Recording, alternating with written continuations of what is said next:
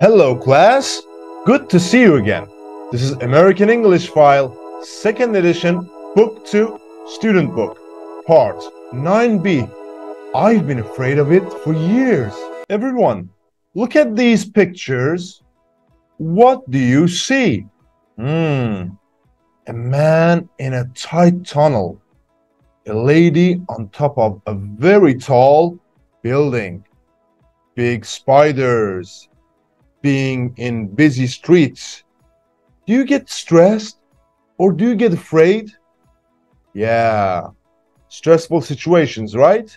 So today we're going to talk about phobias. The word phobia.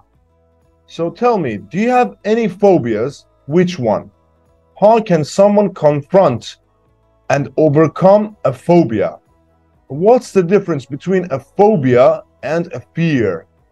Do you believe in ghosts or jinns? What are you afraid of in life? Are you afraid of death?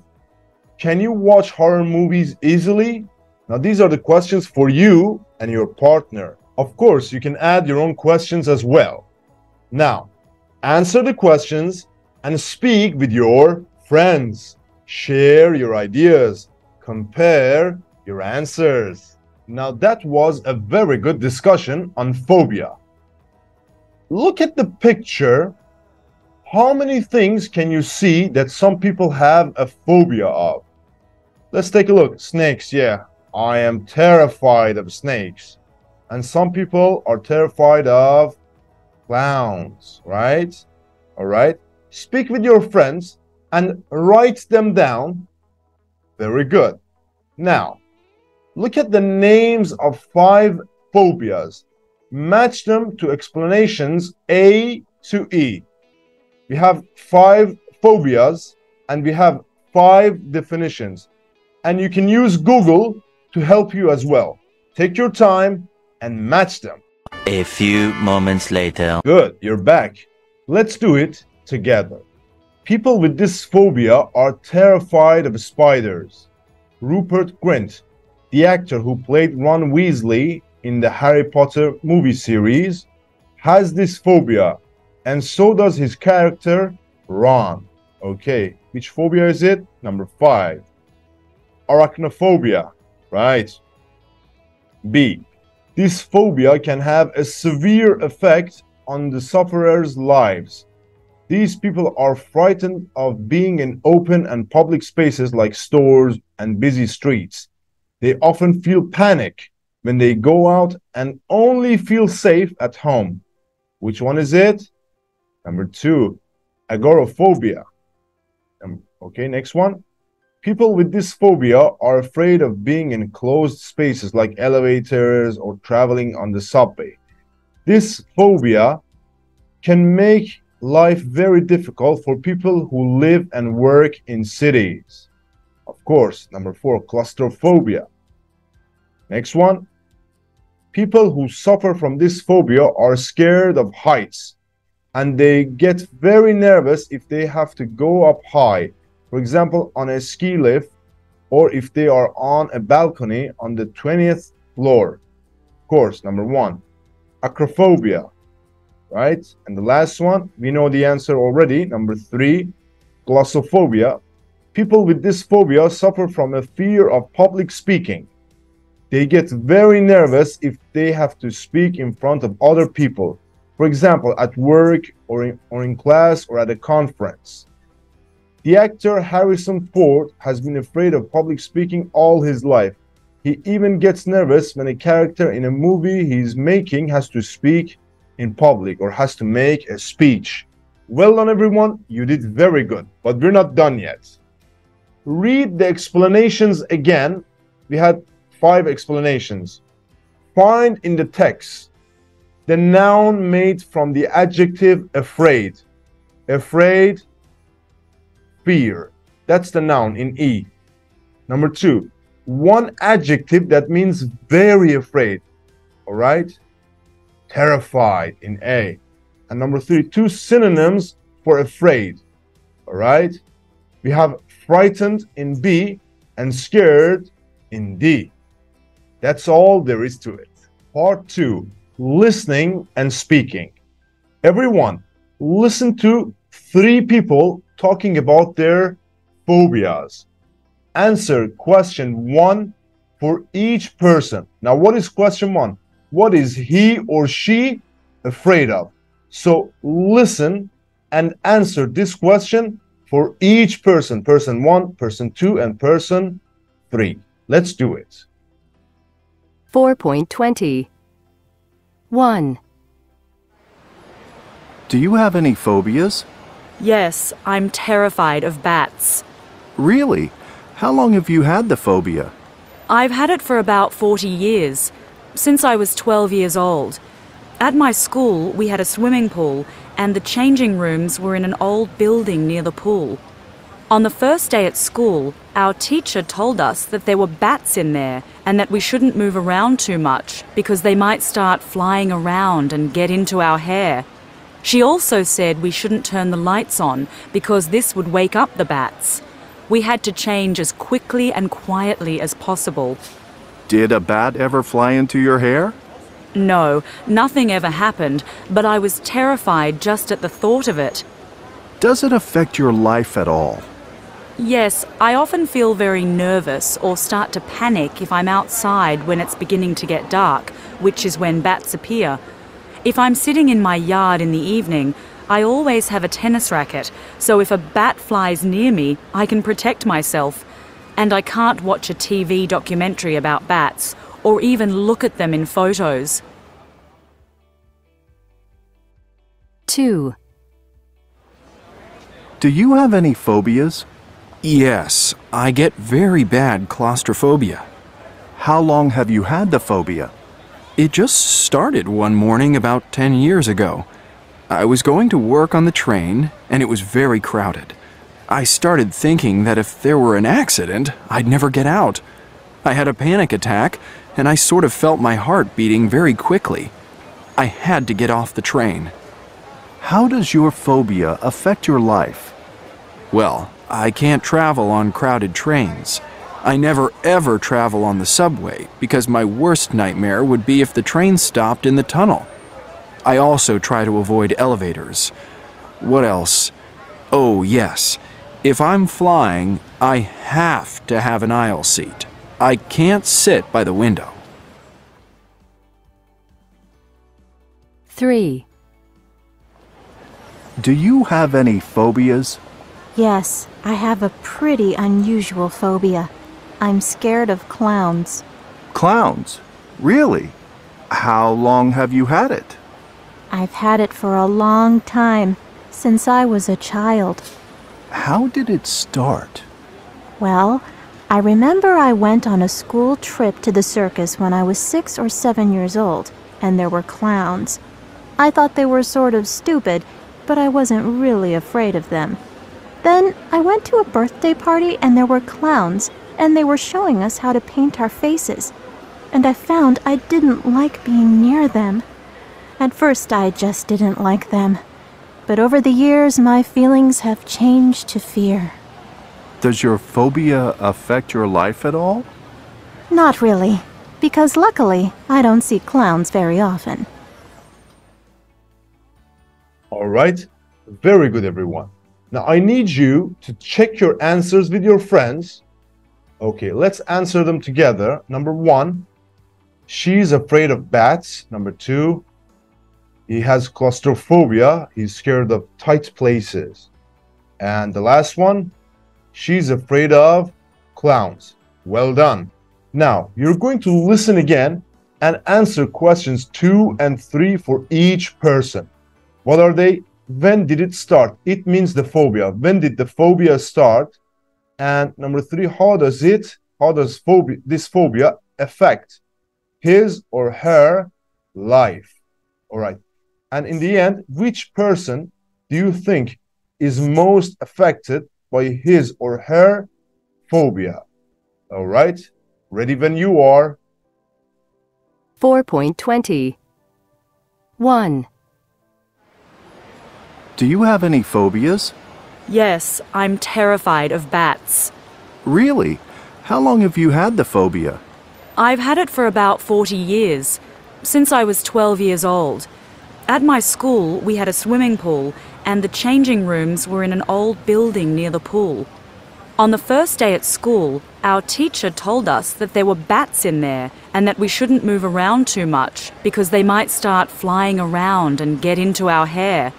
She also said we shouldn't turn the lights on because this would wake up the bats. We had to change as quickly and quietly as possible. Did a bat ever fly into your hair? No, nothing ever happened, but I was terrified just at the thought of it. Does it affect your life at all?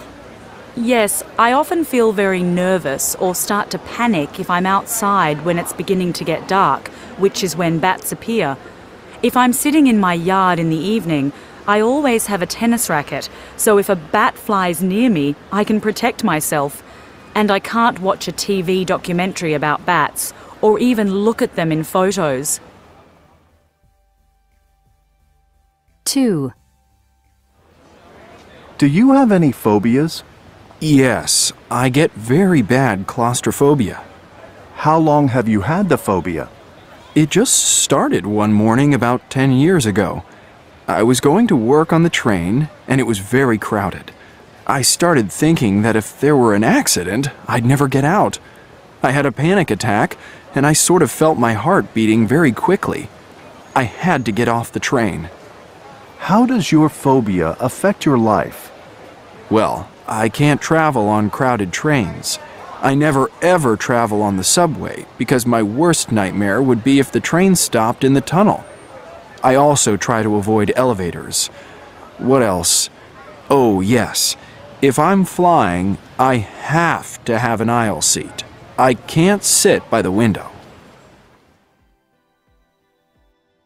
3. Do you have any phobias? Yes, I have a pretty unusual phobia. I'm scared of clowns. Clowns? Really? How long have you had it? I've had it for a long time, since I was a child. How did it start? Well, I remember I went on a school trip to the circus when I was 6 or 7 years old, and there were clowns. I thought they were sort of stupid, but I wasn't really afraid of them.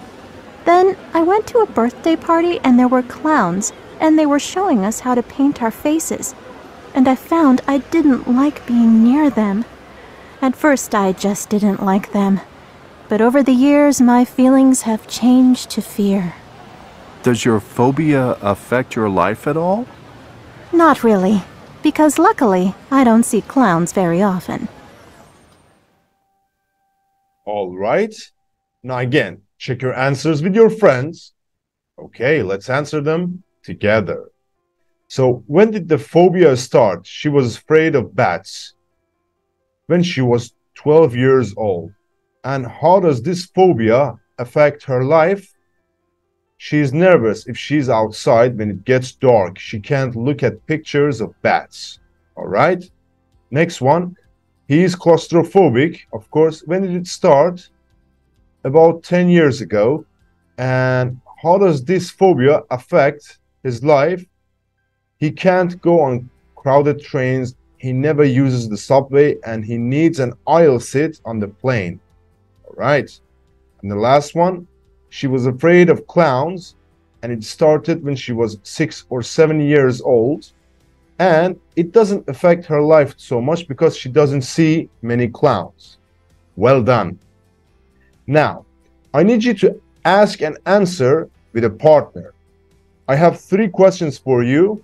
All right. Number 1, which of the phobias in this lesson do you think is the most irrational? Irrational, it means it's not logical. It doesn't make sense, right? Number 2, which do you think makes the sufferers' lives most complicated, right? And the last one, do you or anyone you know have a phobia? When and how did it start? How does it affect your life or his or her life? All right. For example, my brother is really afraid of flying. He gets very nervous before he flies somewhere. It started about 10 years ago when, that's the example for you. Take your time and speak with your friends. What is your phobia? all the way to part 3, grammar. Everyone, present perfect plus for and since. Now, look at this extract from the first interview in 2. Answer the questions. Okay, take your time. How long have you had this phobia? I've had it for about 40 years, since I was 12 years old. So, number 1, when did she begin to be afraid of bats? When did it happen? When she was 12 years old. In the past, right? Good. Is she afraid of bats now? Yes. So something started in the past and continues all the way to right now. So what tense do we use to talk about something that started in the past and is still true now? We use the present perfect, right? Now complete the rule with for and since. All right. So you use for with a period of time, for 12 years, for 40 years, right? And you use since with a point in time, all right? Since I was 12 years old. Now that's the difference, but bear with me. Let's continue. Everyone, I need you to listen and practice, okay? 4.21. Where do you live now? In Tokyo. How long have you lived there? I've lived there for 20 years. Where do you work? In an elementary school. How long have you worked there? I've worked there since 2005. Well done. Now, everyone, you use the present perfect plus for or since to talk about actions and states that started in the past and are still true now. Something started in the past, continued all the way to right now. For example, I've lived in Tokyo for 20 years. I came to live in Tokyo 20 years ago, and I live in Tokyo now. That's the first point. The second point, don't use the simple present in this type of sentence. For example, not I live in Tokyo for 20 years. No, I've lived in Tokyo for 20 years. Action started in the past and continues all the way to right now or maybe future. Use how long to ask questions about the duration of an action or a state, right? For or since, which one? Use for plus a period of time. For example, for 2 weeks, for 10 years, for a long time, etc. For example, I've had this car for 3 months. Use since with the beginning of a period of time. For example, since 1980, since last June, etc. For example, I've been afraid of spiders since I was a child. A point in time. Now, let's see what you got. Let's practice. Good, you're here. So we studied present perfect plus since or for, and these are the exercises. A. Write questions with how long and the present perfect. B. Answer the questions in A. Use the present perfect plus for or since.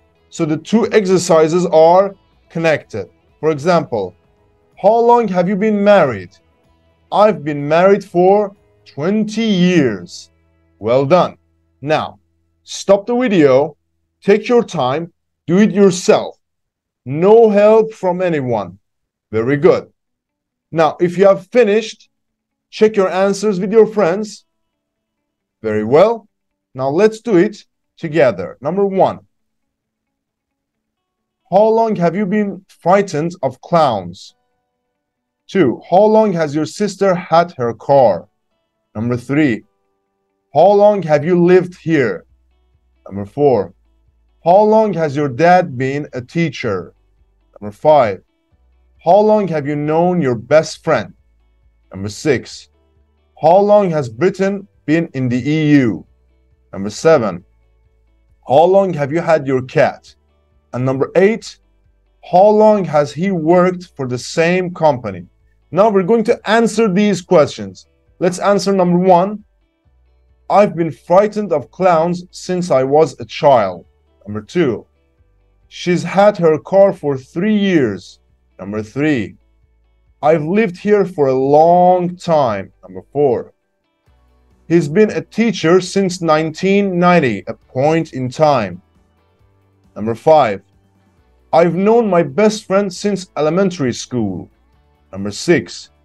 It's been in the EU since 1973. Number 7. We've had our cat for about 2 years. And the last one, he's worked for the same company since 2008. Well done, everyone. You did great. You made it so far. Now, everyone, I have a question for you. What is the difference between for and since? Okay, we're going to address it right now. Listen and say the phrase with for or since. For example, 1984. Since 1984, right? Let's listen and do it together, of course. 4.22. 1. 1984.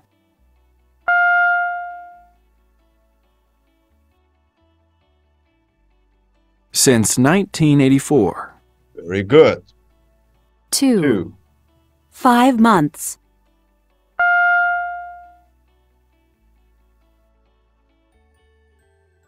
For 5 months. 3. 3 weeks.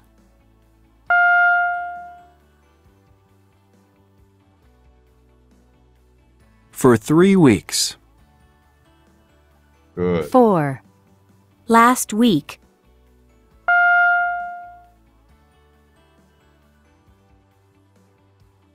Since last week. 5. Yesterday morning.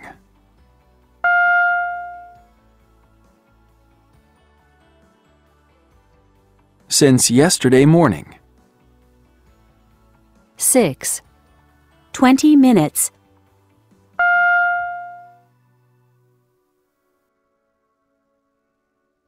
For 20 minutes. 7. I was a child.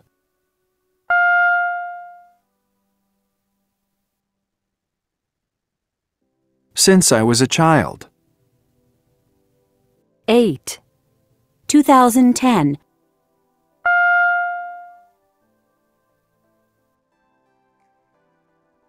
Since 2010.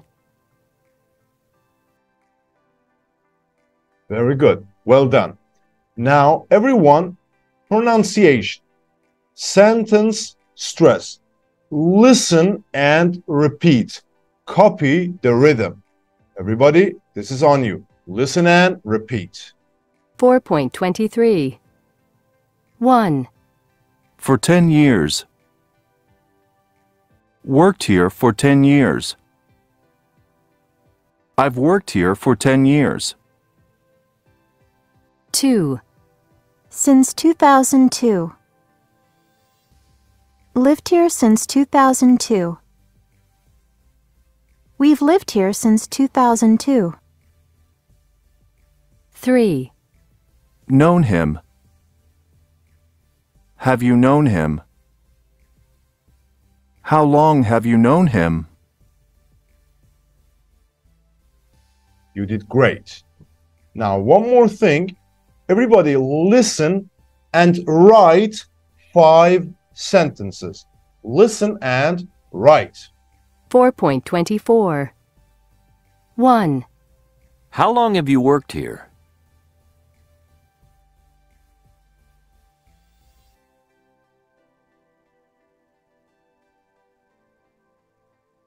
Two. They've been married for 20 years.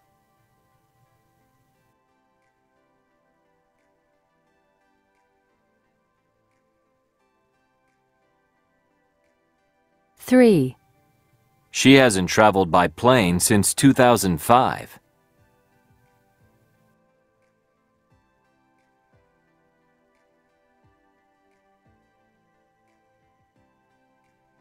4. How long has he lived in Thailand?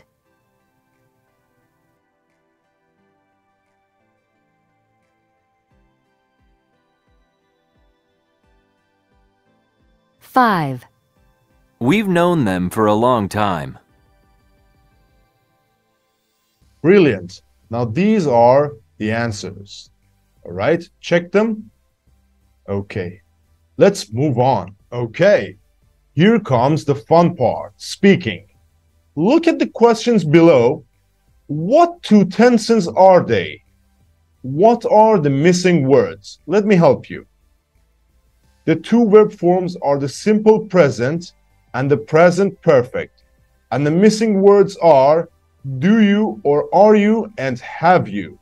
For example, do you have a pet? Yes, I do. How long have you had it? Right? Now, I need you to complete the questions with your partner, answer the questions, and compare your answers with your friends. Let's talk. Part 6, reading, and this is the last set for today. Scared of spiders? Take this pill. Do you know any kind of treatment for people who have phobias? Do you have anything like that? Speak with your friends. You can search Google as well. Very good. Part B, read the text and mark the sentences true or false. All right? So I'm going to wait for you. Take your time, read it yourself, no help from anyone, just you. Read it and mark the sentences true if it's right and false if it's wrong. Take your time. A few minutes later. Awesome, you're back. So let me read it for you. There are many different kinds of phobias, and we discussed them all. And they affect at least a quarter of the population. But doctors believe that they may soon have a cure. They have discovered that a drug which is given to patients suffering from tuberculosis can also help people to overcome their phobias. Interesting.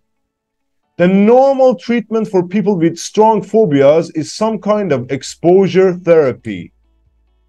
The most commonly used exposure therapy involves gradually, little by little, exposing people to the object or situation that produces the fear. For example, if you have a dentist phobia, you might first sit in the waiting room of a dentist, then talk to the dentist, and then sit at the dentist's chair. These exposures are combined with relaxation techniques. However, exposure therapy does not work for everybody, and doctors think that the new drug, which causes changes to a part of the brain that is used in learning and memory, could be used in the future to make this therapy more effective. Michael Davis at Emory University School of Medicine in Atlanta, Georgia, did a study with 30 acrophobics, people who are scared of heights, and put them in a glass elevator that appeared to go up and down. The people who were given the pill felt much less afraid than those who take a placebo. Now let's go to the true-false exercise. Number 1, 30% of people have some kind of phobia. False. Doctors have created a new drug to cure phobias. False. In exposure therapy, people learn to relax when they are exposed to something they are afraid of. True. Number 4, exposure therapy is always successful. False. Number 5, the drug affects the way people learn and remember things. True. Number 6, the study showed that the drug helped people to lose their fear. True. Well done. As always, there are some highlighted words. I need you to check them in your dictionary or Google Translate and try to write new sentences with them. Yeah. And one more question. What stages of exposure therapy do you think could be used for someone with arachnophobia? And B, claustrophobia. Discuss this with your friends. Well done. And that's it for today's session. Well done, everyone. If you have a question, you know where to put your questions. And make sure to like and subscribe if you like my work. And if you want me to teach something new or teach a new book, make sure to put the name down and I will get to it as soon as possible. See you.